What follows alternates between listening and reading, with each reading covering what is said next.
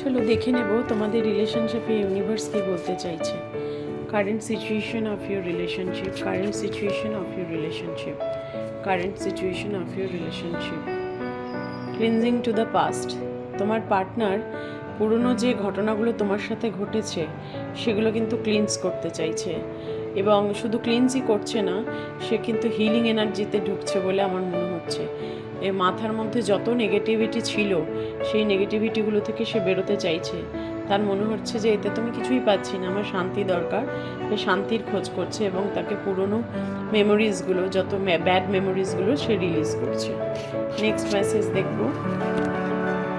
Next message হচ্ছে understanding. তোমার partner কিন্তু এখন বুঝছে যে আমার আন্ডারস্ট্যান্ডিং করা উচিত ছিল, যে পরিস্থিতিটা হয়েছে সেটা আমার ঠিক করা হয়নি, বা সে এখন বুঝতে পারছে যে আমাকে তো সে বেঁধে রাখেনি।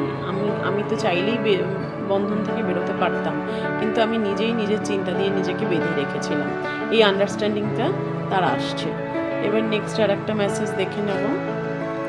আর একটা মেসেজে আসছে মোমেন্ট টু মোমেন্ট। প্রত্যেকটা মুহূর্ত সে এখন এনজয় করতে চাইছে। তার মনে হচ্ছে প্রত্যেকটা মোমেন্ট আমার জীবনে আমি এনজয় করব, এবং আমি প্রত্যেকটা মুহূর্তে তোমাকে যে মিস করছে সেটাও সে ভাবছে যে আজকে যদি আমার পাশেও থাকতো কীরকম হতো, আজকে যদি এটা হতো কী হতো। মানে প্রত্যেকটা মুহূর্ত সে ভাবছে, এবং মনে হচ্ছে তার প্রত্যেকটা মুহূর্ত কিন্তু এনজয় করা দরকার ছিল, যেটা সে করতে পারেনি।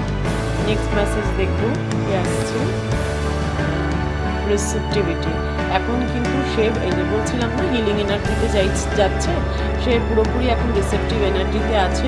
তার এখন মানে ঈশ্বরের কাছে, ঈশ্বরকে ডাকছে, এবং সে ম্যানিফেস্ট করছে। সে চাইছে রিলেশনশিপটা ঠিক হয়ে যাক এবং তোমাদের একটা সুন্দর ভবিষ্যৎ তৈরি হোক।